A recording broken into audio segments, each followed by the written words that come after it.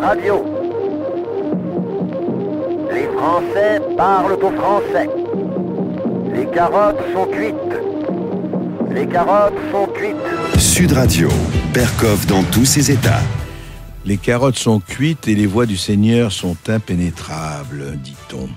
Mais qu'est-ce qui se passe quand l'Église et l'islam, et surtout l'islamisme, jouent à « je t'aime, moi non plus ». On va en parler.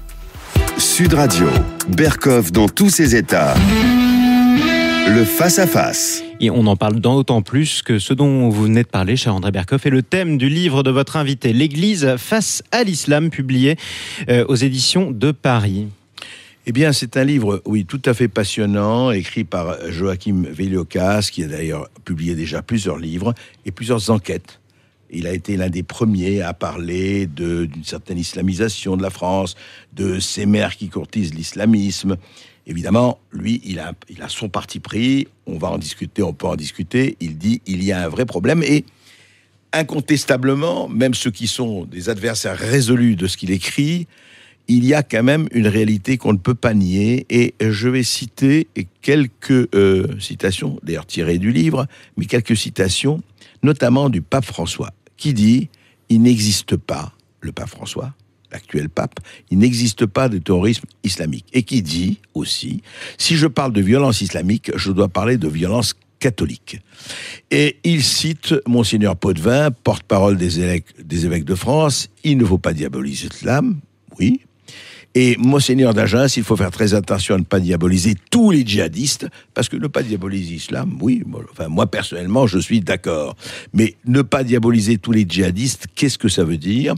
Le frère dominicain Adrien Candiar, qui dit « Le salafisme promu par l'Arabie Saoudite n'est pas violent ». Voilà, etc., etc., etc. Et donc, vous faites, Joachim Veliokas, un livre qui s'appelle « L'Église face à l'islam », et le sous-titre, c'est « Entre naïveté et lucidité ». Mais est-ce vous n'auriez pas pu aussi le sous-titre, l'intituler « Entre naïveté et complicité ». Qu'est-ce qui se passe vraiment ? Alors, j'ai tenu à rajouter lucidité, car il y a beaucoup d'évêques et de cardinaux qui sont tout à fait lucides sur la dimension totalisante de l'islam. Et même le pape Benoît XVI avait pointé le caractère globalisant de l'islam qui touche à tous les domaines de la vie, aussi bien sociaux qu'économiques, etc. Donc on les entend moins, vous êtes d'accord ? On les entend moins. C'est que les médias n'en parlent peut-être pas assez, mais c'est vrai on les entend moins, c'est vrai, et d'autant que les préposés au dialogue, vous savez qu'il y a des conseils et des services diocésains qui sont dédiés au dialogue islamo-chrétien et dirigés malheureusement depuis les années 70 par des prélats qui ont une vision assez complaisante de l'islam en général et où on dénote une certaine islamophilie. Je pense au père Michel Lelon, qui avait présidé en premier ce service des relations avec l'islam et pour qui les chrétiens doivent considérer le Coran comme une parole de Dieu et Muhammad comme l'un de ses envoyés. Voilà, là je le cite. Alors à partir du moment où on dit ça, eh bien pourquoi les musulmans s'intéresseraient au catholicisme ? On ne voit pas très bien comment l'Église pourra convertir ces gens-là, parce qu'avant tout, la mission évangélisatrice de l'Église est toujours une donnée permanente de l'Église. Et avec ces membres du service du dialogue avec l'islam, qui maintenant s'appelle Service national des relations avec les musulmans, on pense que ça va être difficile, parce que ces gens-là, je pense à Christophe Roucou, qui l'a dirigé, qui s'est prononcé contre l'interdiction de la burqa en France, qui va tous les ans au congrès de l'UIF, les frères musulmans, et maintenant c'est le père Vincent Feroldi qui dirige ce service en France, pour qui on ne peut pas parler de persécution ou de génocide antichrétien avant février 2015. Il a tenu ses propos lors des 25 ans au Collège des Bernardins de l'IDEO.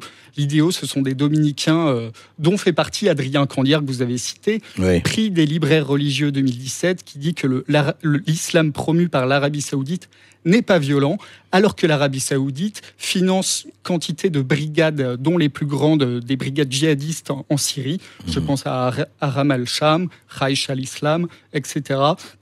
Donc, pas il y a un Al-Nosra. problème. Non, Al-Nosra, c'est encore autre chose. C'est encore autre chose. Là, c'est plus le Koweït. Mais alors, justement, je voudrais revenir à l'histoire, enfin, vous racontez justement toute l'histoire, Joachim Vieux-Lecasse, dans votre livre. Et ça a été comment? Enfin, il y a eu, bon, on va pas remonter à Charles Martel et à Poitiers en 732, mais les relations entre l'Église et l'islam, en fait, je parle dans la période moderne, elles ont été... Qu'est-ce qui a fait qu'à un moment donné, il y avait des puissances, disons, qui se regardaient, enfin, l'islam d'un côté, la chrétienté de l'autre. Il y a toujours eu des guerres, hein, on va pas les énumérer toutes depuis des siècles et des siècles.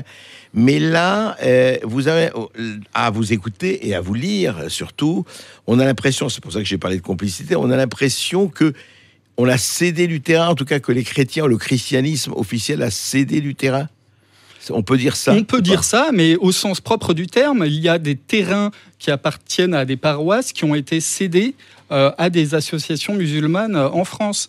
Donc ça s'est beaucoup fait dans les années 70, qui ont suivi le Concile Vatican II, concile qui a eu des déclarations un peu ambiguës sur l'islam et qui justement a permis ces dérives, à mon sens. Étant donné que maintenant, les religions non chrétiennes, le Concile disait qu'elles portaient souvent un rayon de vérité qui illumine tous les hommes. Ensuite, les papes Paul VI et Jean-Paul II ont vanté les valeurs intrinsèques de l'islam en tant que spiritualité. Et les discours de Jean-Paul II à Casablanca et à Ankara, il faut les relire. Et là, il ne s'agit plus d'avoir une estime pour les musulmans, comme il était écrit dans des déclarations du Concile Vatican II, ce qui est tout à fait normal. Mais avoir une estime pour l'islam. Donc à partir du moment où des papes louent les richesses de la tradition musulmane en tant que spiritualité, on comprend qu'après les évêques ont mis à disposition des musulmans plusieurs églises dans les années 70, dans beaucoup de diocèses. Et c'est assez méconnu d'ailleurs. Bon, maintenant, ça se pratique plus. Il y a juste eu un cas à Bourges, dans le diocèse de Bourges, à Vierzon. Mais il y a eu beaucoup de cas de cession comme ça d'églises ou de territoires religieux pour le culte musulman. Enfin, ça a été assez nombreux ou ça a été... quelques cas comme ça, après tout, qui disaient, après tout, il y a des musulmans en France, ils ont le droit absolu d'exercer leur culte, et voilà. Est-ce que ça a été... il y a eu beaucoup de cas dans les années 70, et d'ailleurs au bénéfice parfois des radicaux, comme les tablighs. Les tablighs, il y a eu une chapelle cédée, c'était au Mans. Je vérifie mes sources. Oui, c'est au Mans, tout à fait. L'association Foi et Pratique Tablighi, il y a eu une cession en 1975 de locaux et d'un grand terrain pour l'imam. Après, à Montpellier, il y a eu un local qui a été transformé en mosquée, cédé par l'évêque, etc.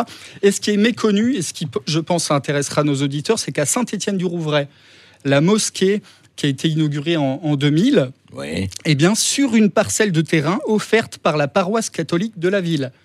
Donc, c'est là où a été égorgé le père Jacques Hamel. Exactement. Ouais. Et beaucoup plus grave, le premier imam au début des années 2000 qui était dans cette mosquée Yahya de Saint-Étienne-du-Rouvray, a été placé sous contrôle judiciaire pour avoir, au prétexte de faire des exorcismes, frappé sa femme. Et au cours de son audition par les enquêteurs de la police, le prénommé Abdelkabi, il disait avoir fait un exorcisme sur son épouse de 45 ans, ligotée et en lui assénant des coups de bâton sur l'abdomen. Excusez-moi. Voilà, donc parfois, il y a aussi une ouverture des évêques. Je pense aussi à la mosquée de Créteil. Bon, là, c'était l'inauguration en présence de Monseigneur Labille et Monseigneur Sentier. Oui, mais vous êtes contre l'œcuménisme, vous? Non, mais là, attendez, la mosquée de Créteil est acquise aux frères musulmans. Je suis allé, dans le cadre de mon enquête précédente pour le livre Mosquée radicale, ce qu'on y dit, ce qu'on y lit, à la mosquée de Créteil. J'ouvre la porte de la librairie au rez-de-chaussée. En tête de gondole, il y avait les livres de Abou Bakr al-Jazairi, qui est le plus grand, la référence, cet imam de Médine, de l'université islamique de Médine, qui dit qu'il ne faut pas édifier d'église en terre d'islam, qu'il faut enclencher un djihad offensif dès que la supériorité militaire est acquise, excusez-moi. Et aussi, ils ont invité des frères musulmans dans cette mosquée. Et j'ai relevé quand même dans leur mensuel plus de 40 occurrences concernant un juriste hanbalite, c'est l'école la plus radicale de l'islam, qui interdit aux chrétiens de faire sonner les cloches, etc. Donc voilà, et qui parle de Sayed Qutb, le grand penseur des frères musulmans. Sayed Qutb, oui, l'Égyptien. La référence de tous les djihadistes, il le présente comme un savant. Donc alors c'est extrêmement grave. Joachim Vieux-Lucas, comment vous expliquez, pour revenir justement à l'essentiel de votre livre, comment vous expliquez, on sait très bien ce qu'il y a eu, combien de chrétiens étaient en Irak et en Syrie, et ne parlons pas des Coptes égyptiens, on sait qu'il y a eu effectivement, sinon un génocide, en tout cas vraiment un traitement des massacres et vraiment sur des dizaines de milliers de chrétiens qui ont été obligés de fuir. Et ils étaient 25% il y a encore 50 ans ou 60 ans. Ils ne sont plus que 10% et encore aujourd'hui. Qu'est-ce qui fait que ceci se passe ou s'est passé dans le silence quasi, alors vous allez me dire, il y a des voix qui sont élevées, effectivement. Enfin, il y a eu de la part de l'Église, en tout cas de l'Église officielle, un silence assourdissant. Comment vous expliquez cela par rapport à ce qui se passe aux chrétiens d'Orient? On ne parlait que de ça. Alors, les persécutions et plus largement les discriminations contre les chrétiens d'Orient ont existé pendant tout le XXe siècle, surtout la deuxième partie du XXe siècle. En Égypte, il y avait eu des accès de violence contre les chrétiens déjà à la fin des années 70. Et le régime de Moubarak était quand même assez complaisant envers les islamistes. Et il avait laissé prospérer des groupes islamistes. Mais surtout, le problème que ne comprennent pas les chrétiens et ce qu'ils dénoncent en Égypte, c'est que les différends entre les chrétiens et les musulmans sont réglés dans des conseils civils entre les deux parties et non dans les tribunaux. Et les chrétiens se sont toujours plaints de discrimination, que ce soit l'accès à l'administration publique. Donc ça, on va dire, c'est de la discrimination soft. Mais après, il y a eu des attaques d'églises et même des... Et puis on sait ce qu'il y a eu en Irak et en Syrie. Mais encore une fois, moi, la question que je vous posais, c'était sur le silence... vous savez, on a beaucoup parlé du silence de Pie XII pendant la guerre. Il y a même une pièce très connue là-dessus. Quand vous expliquez encore une fois le silence de... Alors la pièce Le Vicaire sur Pie XII, c'est un montage de l'Union soviétique. Il ne faut pas l'oublier, c'était de la propagande. Je sais, il faut quand même le préciser. Je sais. Pie XII a sauvé beaucoup de juifs. Je sais, mais enfin, il y avait aussi des problèmes là. On va pas polémiquer là-dessus. En revanche, quand même, il y a un problème. Ne me dites pas qu'il n'y a pas aujourd'hui un silence. Et du premier, encore une fois, le pape François, on ne peut pas dire qu'il est... Alors, je sais que quand je discute avec un certain nombre de mes amis chrétiens et croyants disent mais non, c'est pas vrai, etc. En fait, vous-même, vous le citez, il y a quand même un problème là. Oui, il y a un problème. Le pape François est arrivé d'une région du monde où il n'y a pas de musulmans, où les musulmans qu'il côtoyait à Buenos Aires étaient des musulmans tout à fait pacifiques et acquis au dialogue serein. Il arrive à une période charnière de l'histoire où il y a une recrudescence des persécutions contre les chrétiens. Et malheureusement, je pense qu'il a été mal inspiré de signer l'encyclique Evangelii Gaudium, la joie de l'Évangile, où il dit, donc c'est une exhortation une encyclique, excusez-moi, l'affection envers les vrais croyants de l'islam doit nous porter à éviter d'odieuses généralisations, ça c'est tout à fait normal. Parce que le véritable islam et une adéquate interprétation du Coran s'opposent à toute violence. Alors, pour avoir lu le Coran, il y a quand même 240 versets violents et de nombreux appels au combat. Ça a été très mal compris par les islamologues de l'Église catholique aussi, qui se sont dit, mais les rédacteurs de cette encyclique sont mal informés. Et oui, il y a eu un silence... prudent, parce que vous savez que l'université islamique d'Al-Azhar avait rompu les relations diplomatiques avec Rome en 2011. Tout ça parce que Benoît XVI avait osé protester, même pas protester, en disant voilà, les Coptes en Égypte sont discriminés, il faudrait faire quelque chose. Il commence à y avoir beaucoup d'attentats. Et Al-Azhar a coupé net les relations diplomatiques. Alors, l'objectif de François, c'était de rétablir les relations diplomatiques avec l'université islamique d'Al-Azhar. Et c'est pour ça qu'il emploie un langage très prudent en disant que le terrorisme, en fait, ce sont le fait de personnes qui n'ont rien compris à leur religion et que ça n'a rien à voir avec l'islam authentique. D'accord. Mais au niveau français, je vous ai dit que le préposé au dialogue, le père Vincent Feroldi, qui se rend tous les ans au congrès des frères musulmans en France, au Bourget, pour lui, oui, on peut parler de persécution, mais qu'à partir du moment où l'État islamique entre dans Mossoul, mais avant, non, c'était pas. Les catholiques font de l'alarmisme. Non, mais c'est complètement dingue. Et cette personne se targue d'être historien. Il s'est présenté comme historien avant de prononcer ces phrases. Donc, c'est du déni, de l'inculture, de la bêtise, ou alors un mauvais calcul pour essayer de maintenir un dialogue avec les islamistes, parce que l'UIF, avec qui il est ami, ce sont des islamistes. Est-ce que vous qualifieriez ces prélats, enfin, de pacifistes, quelque part? Oui, tout à fait. Exactement, c'est ça. Voilà le pacifisme qui a amené au collaborationnisme de fil en aiguille dans les années 40. Eh bien, c'est ce même processus psychique qui conduit aujourd'hui les prélats à aller aux inaugurations de mosquées.